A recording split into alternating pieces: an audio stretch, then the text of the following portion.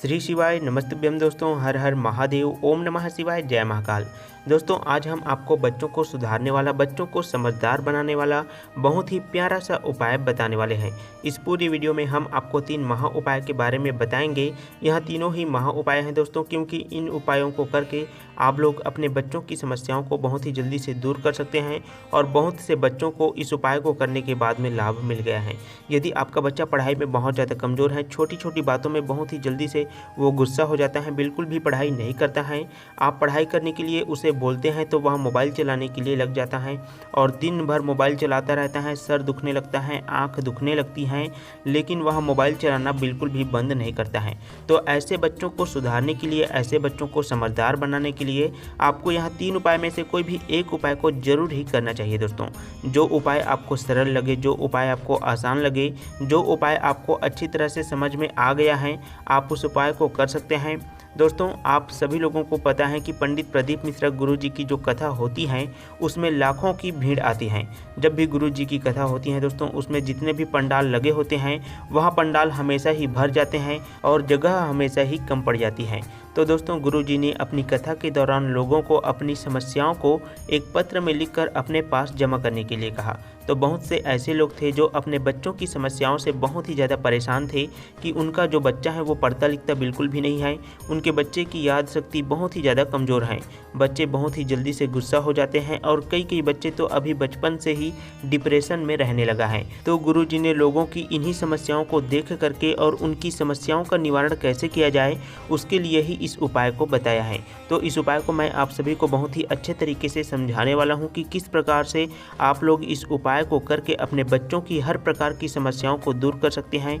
आप इस उपाय को करके बच्चों से संबंधित हर प्रकार की समस्याएं, जैसे कि बच्चा जो है वो परीक्षा में बहुत ही ज़्यादा फेल हो जाता है, खासकर पढ़ाई लिखाई से संबंधित हर प्रकार की समस्याओं को आप इस उपाय को करके दूर कर सकते हैं। तो जैसे ही गुरुजी ने लोगों की समस्याओं को जाना तो उन्हें यह 3 प्यारे प्यारे से उपाय बताए थे और इन उपायों को लगभग लाखों लोगों ने किया भी। और उनको इस उपाय को करने के बाद में वही लोग 1 से 1.5 महीने के बाद में या फिर 2 महीने के बाद में गुरुजी की कथा में वापस आए और उन्होंने गुरुजी को फिर से पत्र लिखा कि गुरुजी आपके द्वारा बताए हुए उपाय को हमने किया और उस उपाय को करने के बाद में हमें बहुत ही जल्दी परिणाम दिखाई देने लगा। हमारा बच्चा अब एकदम समय को ध्यान में रखते हुए काम करता है, समय को ध्यान में रखते हुए पढ़ाई करता है, समय पर घूमने के लिए चला जाता है, समय पर खेलता भी है, लेकिन पढ़ाई में उसका मन अब बहुत ज़्यादा लगने लगा है। हमें उसे बोलना भी नहीं पड़ता है कि बेटा आज थोड़ा से पढ़ लो करके, वहाँ खुद ब खुद पहले से ही निश्चित कर लेता है कि अब मुझे इतने समय से लेकर इतने समय तक पढ़ना है। लेकिन इस उपाय को करने से पहले हमारे बच्चे का मन बिल्कुल भी पढ़ाई में नहीं लगता था, उन्हें कितना भी कहते थे कि लेकिन बिल्कुल भी वह नहीं मानता था। गुरुजी अब हमारे बच्चे की याद शक्ति भी तेज हो गई है, उन्हें पढ़ाई लिखाई से संबंधित कुछ भी सवाल किया जाए वह बहुत ही जल्दी से जवाब भी दे देता है, बता भी देता है ना। तो दोस्तों इस उपाय को आपको एक बार शुरू से लेकर अंत तक ध्यान से सुनना है, समझना है, उसके बाद में ही आप लोगों को इस उपाय को करना है। लेकिन उपाय को सुनते समय आपको इस वीडियो को बिल्कुल भी स्किप करके नहीं देखना है, एकदम ध्यान से हमारी हर एक बातों को सुनना है, समझना है। आप चाहें तो एक कॉपी पेन लेकर के बैठ सकते हैं और उपाय को कैसे करना है उसके बारे में कुछ महत्वपूर्ण बातों को आप लोग नोट करके रख सकते हैं। तो चलिए दोस्तों अब हम लोग डायरेक्ट उपाय के बारे में बात करते हैं कि आपको इस उपाय को कैसे करना है, कब करना है, किस समय पर करना है, कहाँ पर करना है और कितने बार करना है, कौन से दिन में आपको इस उपाय को करना है। तो दोस्तों पहले नंबर पर गुरुजी ने शिवलिंग पर ओम बनाने वाला उपाय बताया है। बहुत ही अच्छे से इस उपाय को समझाऊंगा कि किस प्रकार से आपको इस उपाय को करना है। तो दोस्तों सबसे पहले आपको इस उपाय के लिए लेना है चंदन लेना है ना। चंदन आप चाहें तो लाल चंदन भी ले सकते हैं और पीला चंदन भी ले सकते हैं, लेकिन आप कोशिश करें कि आपके पास पीला चंदन है तो आप पीला चंदन से ही आपको इस उपाय को करना है ना। साथ में आपको अपने घर का 1 लोटा जल लेना है। इन दोनों सामग्रियों को लेकर के आपको अपने आसपास के भोलेनाथ जी के मंदिर में पहुंच जाना है। दोस्तों इस उपाय को आपको अपने घर पर बिल्कुल भी नहीं करना है। जो भी व्यक्ति पढ़ाई लिखाई में बहुत ज़्यादा कमज़ोर हैं तो उस व्यक्ति को ही इस उपाय को करना है। यदि वह बच्चा बहुत ज़्यादा छोटा है या उपाय नहीं करना चाहता है तो ऐसे बच्चों के लिए उनकी माताएं इस उपाय को कर सकती हैं और अपने बच्चों की समस्याओं को जल्दी से दूर कर सकती हैं। अगर दोस्तों आपका बच्चा धार्मिक स्वभाव का नहीं है तो ऐसे में उपाय के प्रति उसका मन भी नहीं लगेगा, तो ऐसे बच्चों को उपाय को नहीं करवाना है। ऐसे बच्चों की माताएं यदि उपाय को करेंगी तो बच्चे को ज़्यादा लाभ मिलेगा, इसीलिए इस उपाय को माताएं भी कर सकती हैं और अपने बच्चे की समस्याओं को दूर कर सकती हैं। अब आप लोग जैसे ही अपने उपाय की सभी सामग्रियों की व्यवस्था कर लेते हैं तो आपको सोमवार के दिन या कोई भी विशेष दिन जैसे कि पूर्णिमा हो गया, एकादशी, प्रदोष व्रत या मासिक शिवरात्रि, इन महत्वपूर्ण दिनों में से कोई भी दिन आप लोग इस उपाय को कर सकते हैं। तो दोस्तों अब बात करते हैं इस उपाय को आपको सुबह के समय में करना है कि शाम के समय में करना है। तो दोस्तों इस उपाय को आपको सुबह के समय में ही करना है। अब आप जैसे ही अपने उपाय की सभी सामग्रियों की व्यवस्था कर लेते हैं तो आपको उपाय की सभी सामग्रियों को लेकर के भोलेनाथ जी के मंदिर में पहुंच जाना है। तो सबसे पहले मंदिर में जैसे आप पहुंच जाते हैं तो मंदिर में उपस्थित सभी देवी देवताओं को प्रणाम करना है। उसके बाद में शिवलिंग के पास में आपको उत्तर दिशा की ओर मुख करके खड़े हो जाना है और सबसे पहले आपको एक लोटा जल को श्री शिवाय नमस्तुभ्यम मंत्र का स्मरण करते हुए धीरे धीरे करके समर्पित कर देना है और थोड़ा सा जल आपको बचाए रखना है ताकि आप चंदन का पेस्ट बना सके, है ना। अब दोस्तों आपको अपने तीनों उंगलियों में, हाथ के बीच में जो 3 उंगली होती हैं उन तीनों उंगलियों में आपको थोड़ा सा चंदन लगा लेना है और शिवलिंग पर आपको त्रिपुंड बनाना है और बनाने के बाद में आपको भगवान भोलेनाथ जी से प्रार्थना करना है कि भगवान हमारे बच्चे की जो याद शक्ति है वो बहुत ही ज़्यादा कमज़ोर है, कृपया उन्हें सद्बुद्धि दे, वहाँ पढ़ाई लिखाई में होशियार बने, तो ऐसी कुछ कृपा करें। तो इस प्रकार से दोस्तों आपको भगवान भोलेनाथ जी से प्रार्थना कर लेना है। बस इतना सही आपको इस उपाय में करना है और इस उपाय को करने के बाद में आपके बच्चे की याद शक्ति बढ़ने लग जाएगी और इस उपाय को करने के बाद में लगभग 1 से 1.5 महीने में ही आपके बच्चे की जो समस्याएं हैं वो दूर होने लग जाता है। दोस्तों इस उपाय को करते समय आपको शुद्धता का विशेष रूप से ध्यान रखना है। शुद्धता का मतलब है कि आपके मन में किसी भी व्यक्ति के प्रति ईर्ष्या द्वेष की भावना नहीं होनी चाहिए। आपको बिल्कुल प्रसन्नचित्त होकर के ही आपको इस उपाय को करना है और उपाय को करते समय आपको कोई भी सामग्री को किसी भी व्यक्ति से नहीं मांगना है।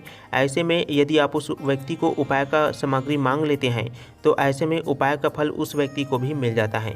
तो दोस्तों यहाँ पर हमने आपको पहले नंबर के उपाय को बहुत ही अच्छे तरीके से बता दिया है। अब दोस्तों हम बात करते हैं अपने दूसरे नंबर के उपाय के बारे में और इस उपाय के लिए आपको एक बेलपत्र लेना है। बेलपत्र कहीं से भी कटा फटा नहीं होना चाहिए, खंडित बेलपत्र नहीं होना चाहिए। अब आपको 1 लोटा जल और थोड़ा सा शहद और एक बेलपत्र को लेकर के आपको भगवान भोलेनाथ जी के शिवलिंग के पास में चले जाना है। शिवलिंग के पास में जाने के बाद में सबसे पहले आपको उत्तर दिशा की तरफ मुख करके तुमरुका जी महादेव जी का स्मरण करके 1 लोटा जल को धीरे धीरे करके समर्पित कर देना है। उसके बाद में आपको बेलपत्र की बीच वाली पत्ती में आपको शहद का लेपन अच्छी तरह से कर देना है।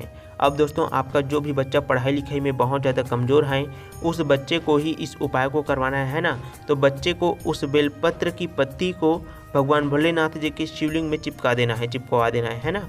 बच्चे को क्या करना है, बच्चे को चिपकाने के लिए कह देना है कि बेलपत्र की पत्ती को शिवलिंग में चिपकाना है और बेलपत्र की जो चिकना वाला भाग है उस चिकने वाले भाग में ही आपको शहद का लेपन अच्छे तरीके से कर देना है और इस तरह से ही आपको भगवान भोलेनाथ जी के शिवलिंग में बेलपत्र की पत्ती को चिपका देना है। जो भी बच्चा पढ़ाई लिखाई में कमज़ोर है, जो भी बच्चा बिल्कुल भी बात नहीं मानता है, जिनकी याद शक्ति बहुत ज़्यादा कमज़ोर है, उस बच्चे को ही आपको इस उपाय को करवाना है।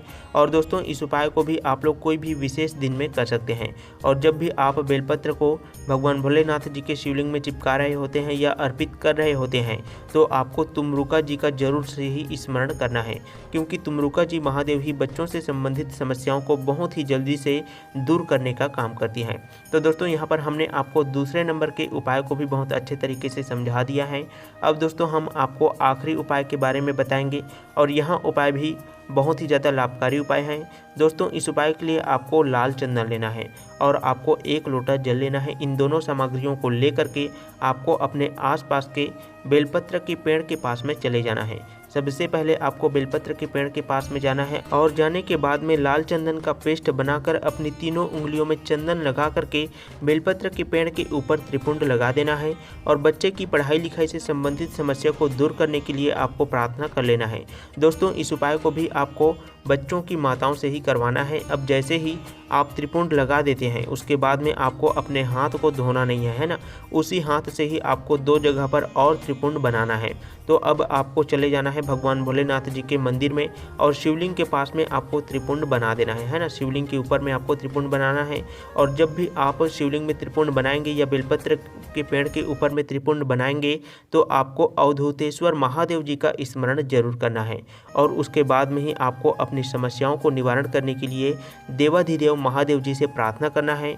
अब जैसे ही आप शिवलिंग में त्रिपुंड बना देते हैं उसके बाद में आपको अपनी उसी हाथ से ही आपका बच्चा जहाँ पर भी पढ़ाई लिखाई करता है या जहाँ पर भी वहाँ सोता है उस जगह पर कहीं पर भी, चाहे तो आप टेबल हो या फिर अलमारी हो, कहीं पर भी आपको उन तीनों उंगलियों से त्रिपुंड बना देना है। जैसे ही आप इस उपाय को कर लेते हैं दोस्तों, आपके बच्चे की याद शक्ति तेज होने लग जाती है, बच्चों की बुद्धि सन्मार्ग पर जाने लगती है, बच्चों का स्वभाव जो है वो धार्मिक हो जाता है, व्यवहार में कुशल बन जाता है, बच्चा दिन रात पढ़ाई करने लग जाता है, दिन रात मेहनत करने में उसका मन लगने लगता है। तो दोस्तों यहाँ पर हमने आपको 3 महा उपाय के बारे में, बहुत ही प्यारे प्यारे से उपाय हैं उसके बारे में बताए हैं। यह तीनों ही उपाय बहुत ही कारगर उपाय हैं। आपके बच्चों से संबंधित हर प्रकार की समस्या को दूर करने के लिए आपको इस उपाय को जरूर ही करना चाहिए। गुरु जी के इस उपाय को बहुत से लोगों ने किया भी है और बहुत से लोगों को इस उपाय को करने के बाद में लाभ भी मिल गया है। तो दोस्तों आप भी इस उपाय को कोई भी विशेष दिन जैसे कि सोमवार, एकादशी, पूर्णिमा, अमावस्या या मासिक शिवरात्रि के दिन जरूर करें। मात्र आपको एक ही दिन इस उपाय को करना है और दोबारा आपको इस उपाय को करने की कोई आवश्यकता नहीं है। एक बार इस उपाय को करके आप लोग अपने बच्चे की समस्याओं को दूर कर सकते हैं। यदि दोस्तों आपको एक बार में इस उपाय का फल आपको दिखाई नहीं देता है तो आप लोग लगातार 5 सोमवार या 5 मासिक शिवरात्रि इस उपाय को कर सकते हैं और अपने बच्चे की समस्याओं को दूर कर सकते हैं। दोस्तों जब भी आप भगवान भोलेनाथ जी के कोई भी उपाय को करते हैं तो उपाय की जितनी भी सामग्री होती है उन्हें आप खुद से ही व्यवस्था करें, किसी और से उपाय की सामग्री को न मांगे, इस बात का आपको ध्यान रखना है। भले ही आप मंदिर में जाने के बाद में उपाय की सामग्री को लाने के लिए वापस से घर आ सकते हैं, लेकिन आपको उपाय की सामग्री को किसी और से बिल्कुल भी नहीं मांगना है। यदि आप उपाय की सामग्री को किसी और से मांगेंगे तो ऐसे में उपाय का फल उस व्यक्ति को भी मिल जाएगा। इसीलिए आपको उपाय की सामग्री को किसी और से भी नहीं मांगना है। और यदि उपाय के दिन भगवान भोलेनाथ जी के मंदिर में कहीं पर भी भंडारा लगा हो तो आपको बिल्कुल भी ग्रहण नहीं करना है। यदि प्रसाद हो तो आप ग्रहण कर सकते हैं, लेकिन भोजन आपको बिल्कुल भी ग्रहण नहीं करना चाहिए क्योंकि भोजन गरीबों के लिए होता है। तो दोस्तों यदि आपके मन में उपाय से संबंधित कोई भी प्रश्न है तो आप कमेंट बॉक्स में जरूर लिखिए। और ऐसे ही उपायों से संबंधित महत्वपूर्ण जानकारी प्राप्त करने के लिए, भगवान भोलेनाथ जी के उपायों को अच्छे तरीके से जानने के लिए, समझने के लिए आप सभी लोग हमारे चैनल को सब्सक्राइब जरूर कीजिएगा ताकि आपको सही समय पर सही विधि से और सही उपाय की जानकारी प्राप्त हो सके। तो दोस्तों यदि आपने अंत तक इस वीडियो को देख लिया है तो कमेंट बॉक्स में आप लोग एक बार भगवान भोलेनाथ जी का कोई सा भी प्यारा नाम जरूर लिखिए। आप सभी को श्री शिवाय नमस्तुभ्यम, हर हर महादेव, ओम नमः शिवाय, जय महाकाल।